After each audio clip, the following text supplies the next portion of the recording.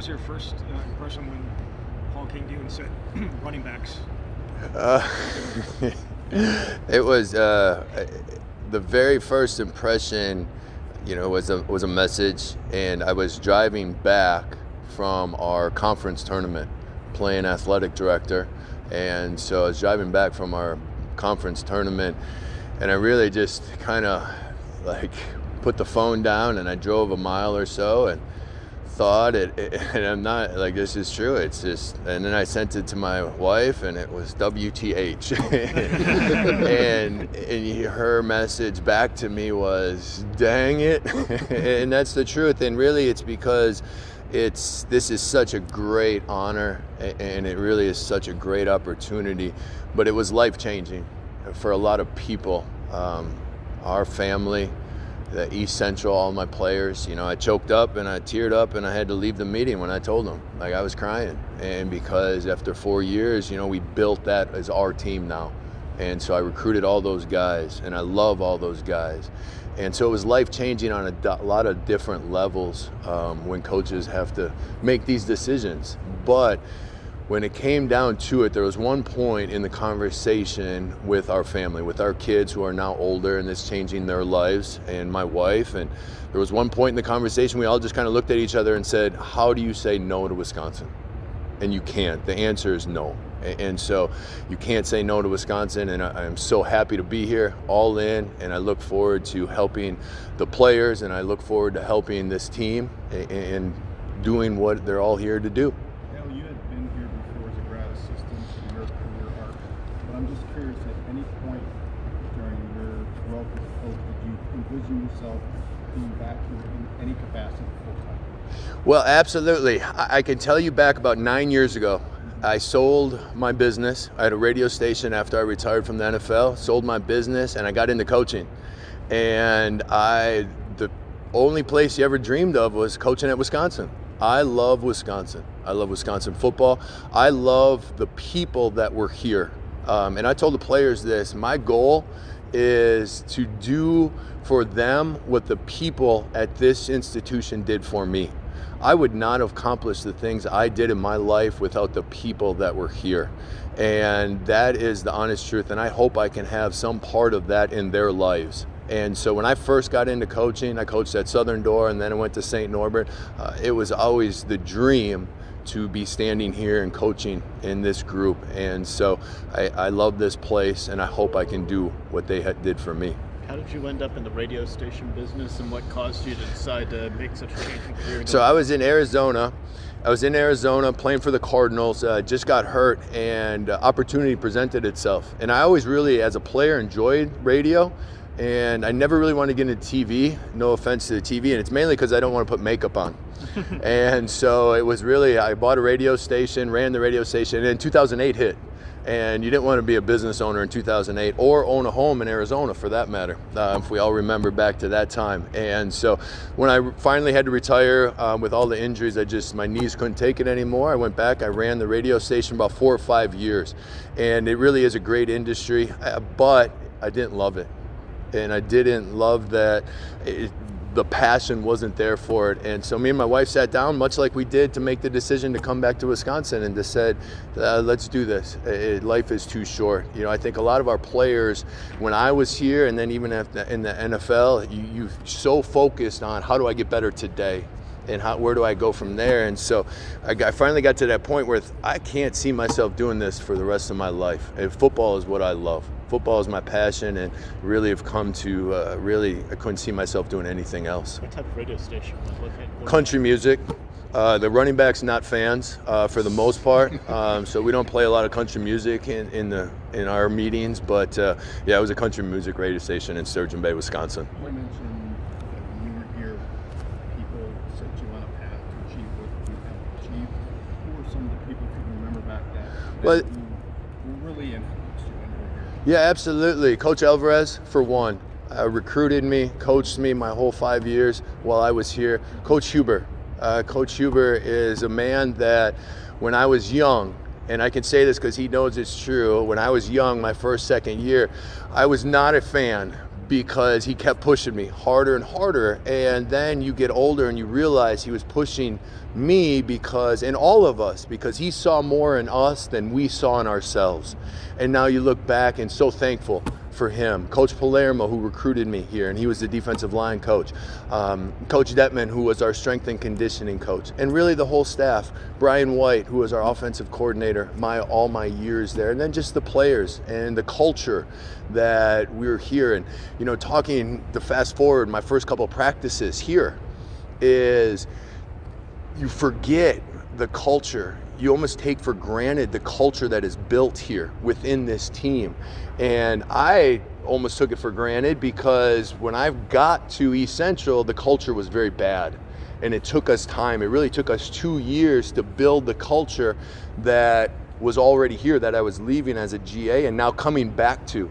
And the culture is already here of the players driven, working, holding each other accountable. Things like that was really makes the biggest difference. That I think on the outside in is, or even inside of it, you live it every day and you take those things for granted. It's not like that everywhere.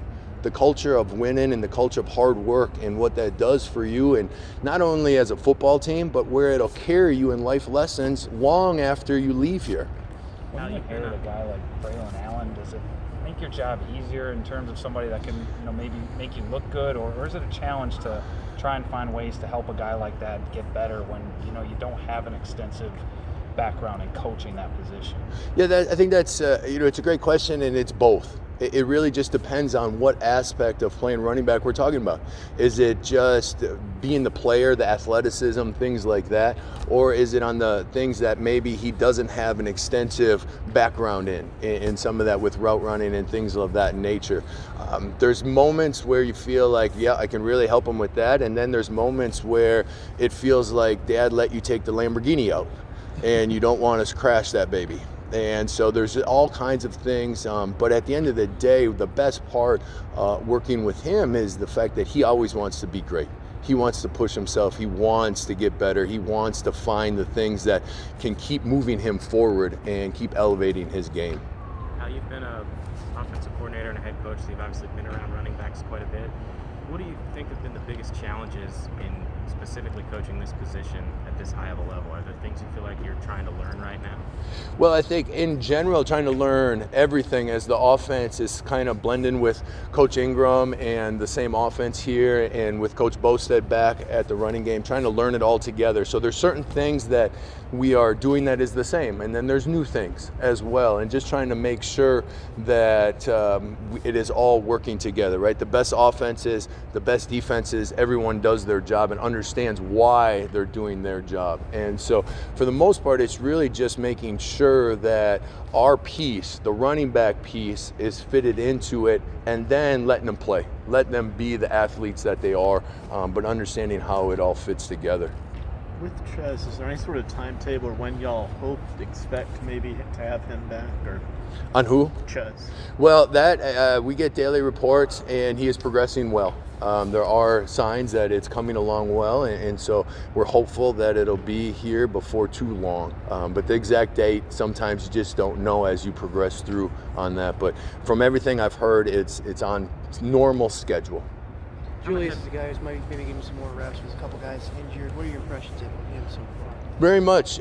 He was always yes sir, no sir so far, asking questions, being into it, and really just trying to hit home on him and all of them. It's about consistency and about the details in every rep, and trying to get them to slow the game down as much like I am, trying to slow what the running backs have to do on every play, and so it all just becomes second nature, a lot like tying your shoes. And so he's done a great job, and really look forward to keep on coaching him.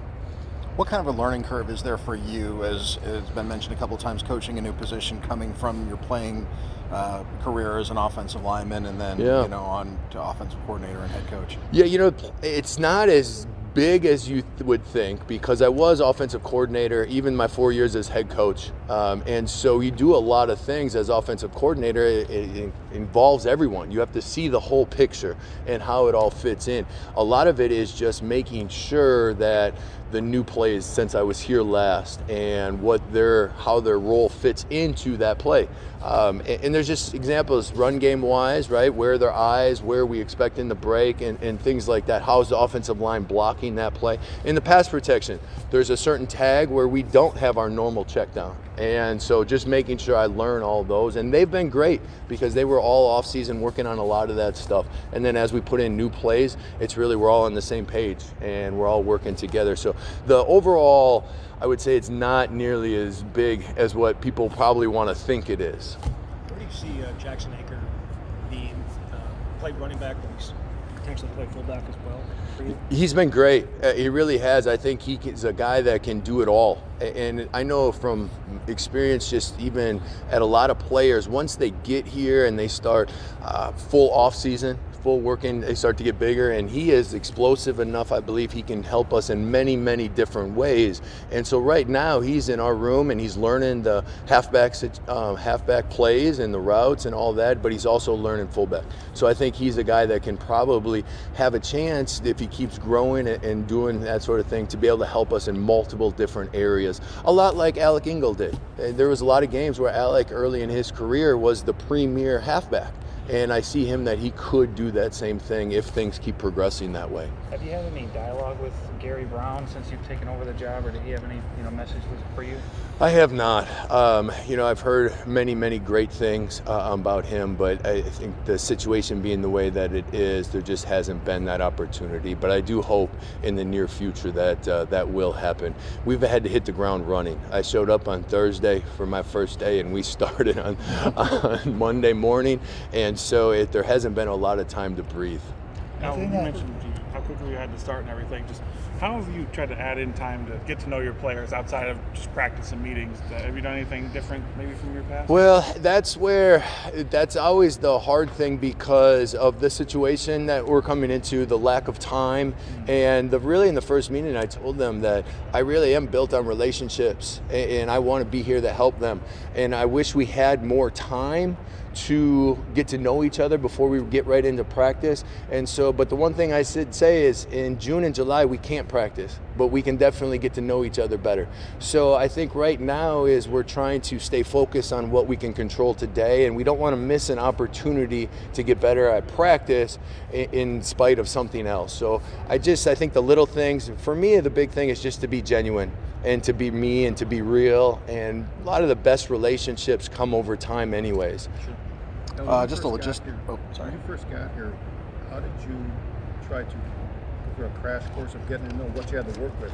Because I know you don't have all your tailbacks now, but right. Did you have to study some film?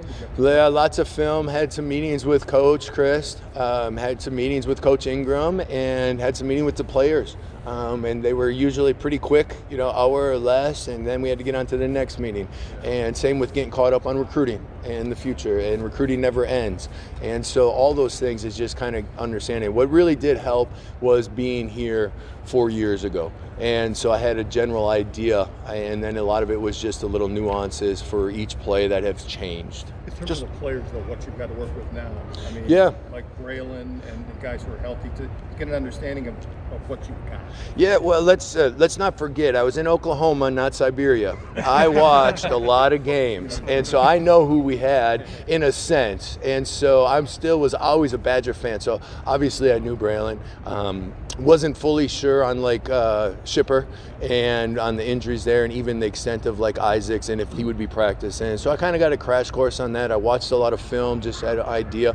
But a lot of it too is some of this is new for them, right? We have a new run game with Coach Bosted and Bobby Ingram and Coach Ingram and things like that. So it's really just kind of melting it all together and working with who we have. Just a logistical question. Have you had a chance to move here yet? Where are you living? No, I got in the car. I am living, well, I don't want to tell you the address, but I'm living out at an extended stay with a kitchenette. I cannot, at my age, eat out for a month and a half straight. That would not be good. And so I got a place with a kitchenette. My family will probably move in the next couple months once my kids are done with school. And if anybody hasn't noticed, the housing market is not great right now. Okay, so finding a house is not always easy around here. So. Even though it hasn't been incredibly glamorous, was there a moment when you moved here and it kind of hit you like, I'm returning back to Madison in a coaching capacity? Yeah, in full disclosure, there's a lot of different emotions I kind of go through in a day, and it's because this is home. This is my first love. This is the place that, for me, if someone asked, what was the most important time in your life, I would say my time as a Badger, because of the lessons it taught me.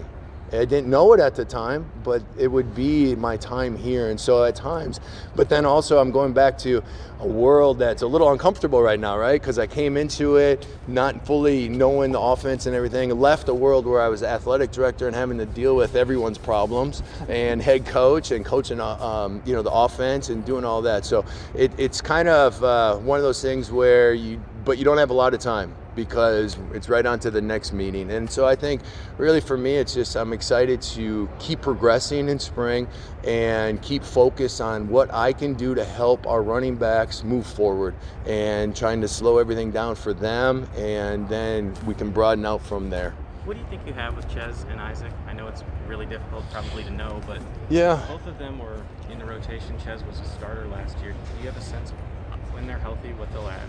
Yeah, I think a lot of it is, and this goes in general for whoever, whenever someone comes back for injury, it's how fast can we get them back to the player we remember.